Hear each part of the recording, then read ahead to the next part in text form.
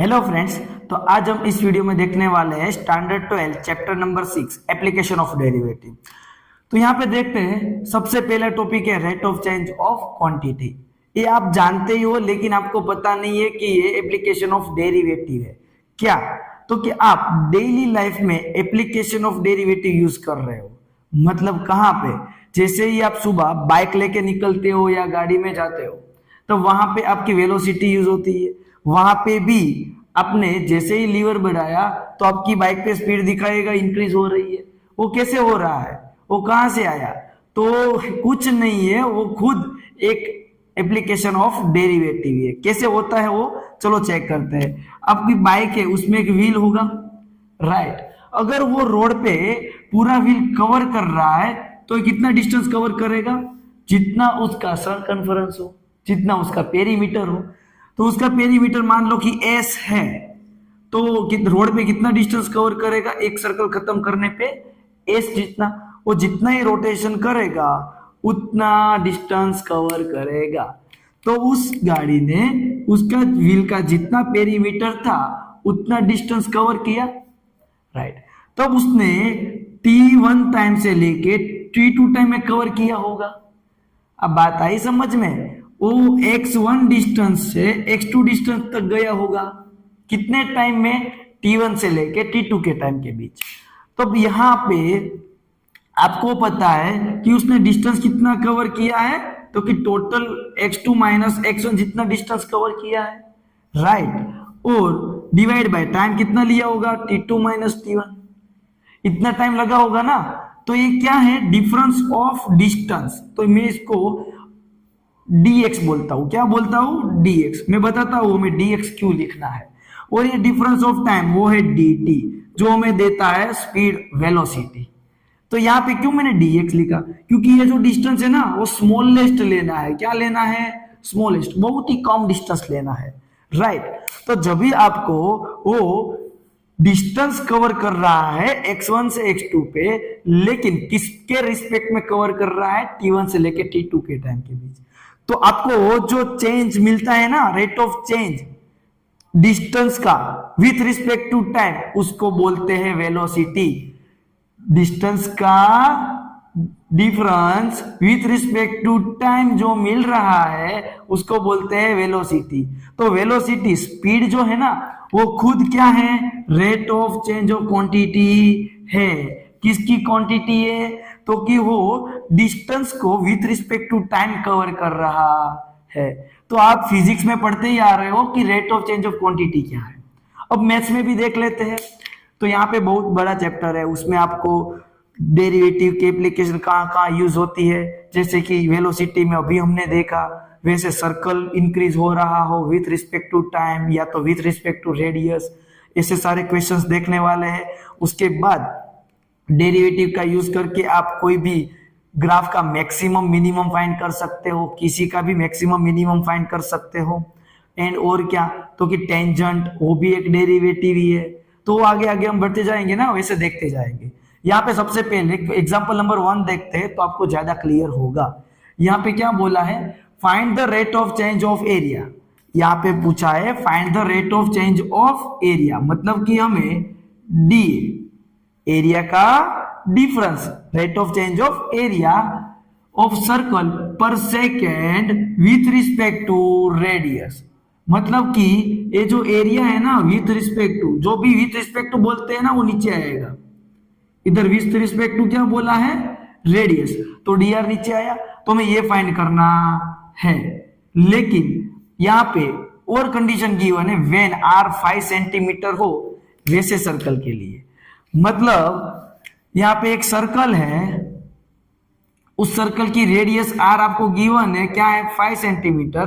तभी आपको उसका एरिया का रेट ऑफ चेंज फाइंड करना है विथ रिस्पेक्ट टू r। ये तो पता चला। तो अभी हमें यहाँ पे जो एरिया है वो किसका है? सर्कल का, वो पता होना चाहिए। तो एरिया का फॉर्मूला क्या है? Pi r square.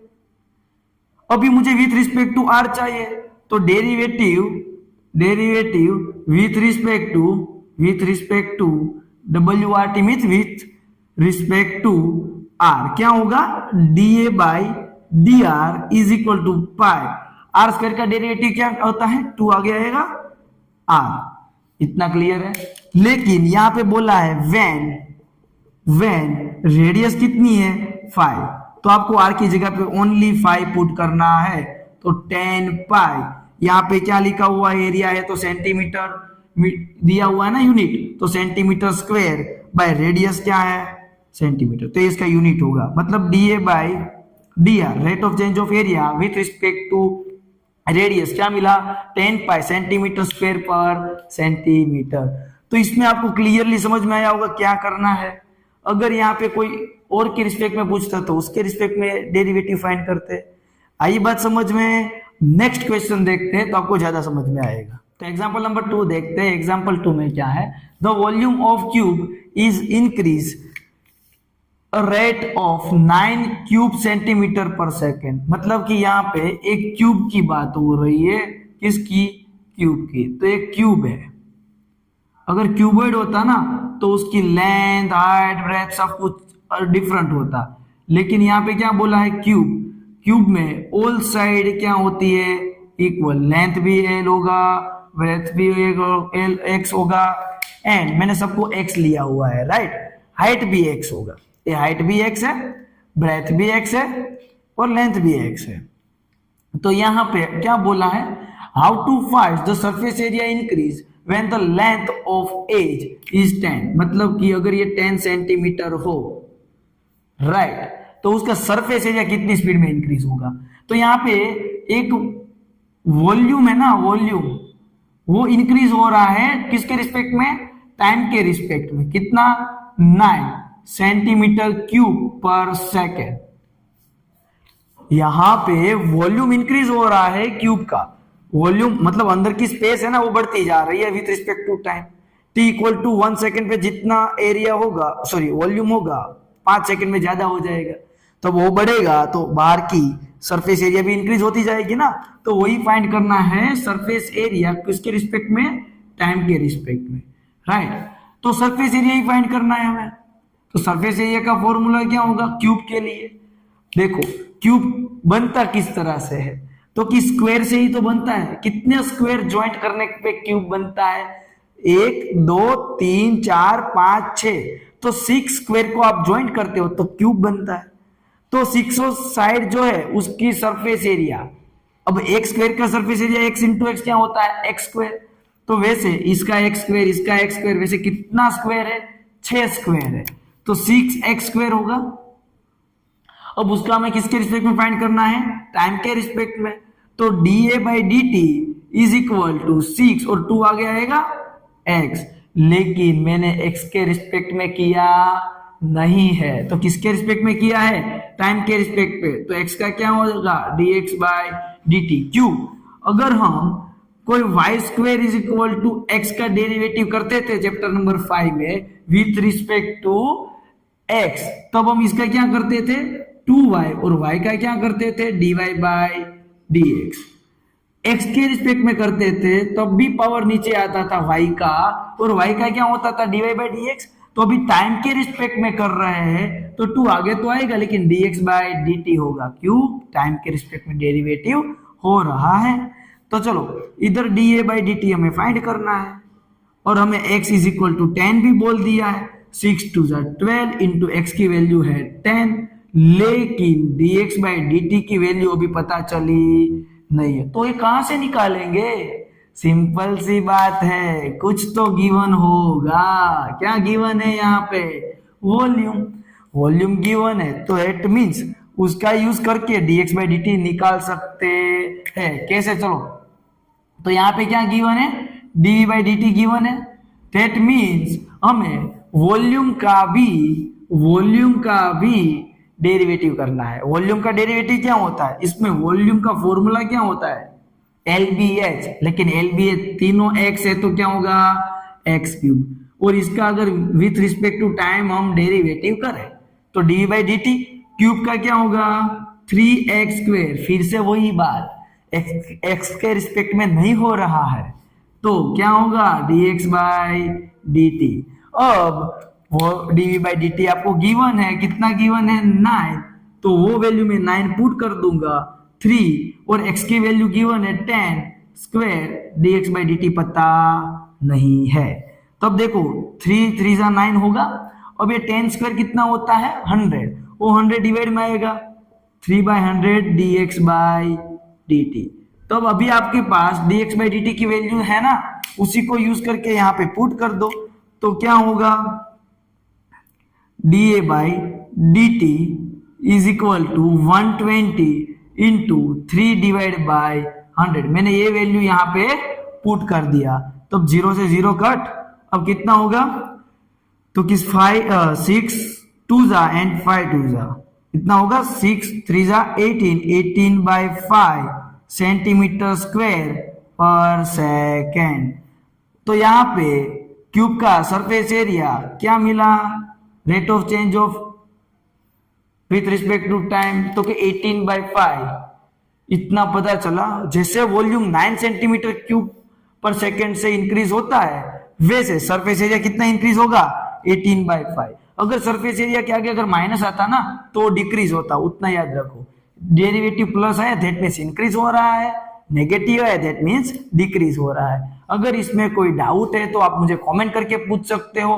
अगर समझ में आया हो तो वीडियो अच्छा लगा हो तो लाइक करो, और इसी चैप्टर के सारे वीडियोस देखने हैं लाइन में लाइव, तो डिस्क्रिप्शन में लिंक अवेलेबल है। एंड हमारे टेलीग्राम ग्रुप में एक ग्रुप भी है, टेलीग्राम में चैनल है, वहां पे ज्वाइन होने के लिए भी डिस्क्रिप्शन पे लिंक मिल जाएगा। Thank you friends. In a circle at the speed 4 centimeter per second at the instant when the radius of circular wave is 10 centimeter. Okay.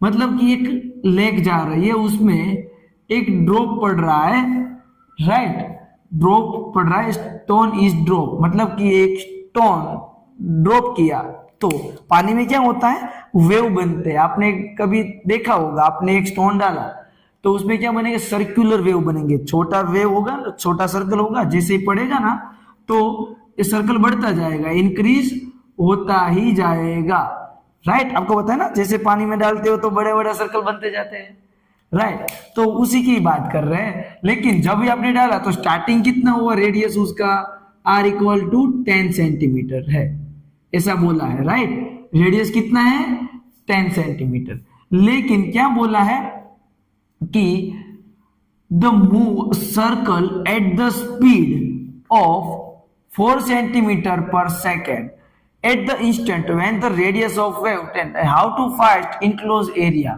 Okay, यहां पे ये जो रेडियस है ना वो इंक्रीज होती जाती है dr बाय टाइम के रिस्पेक्ट में। किसके रिस्पेक्ट में, टाइम के। क्यों, कैसे पता चला, यहां पे लिखा है पर सेकेंड।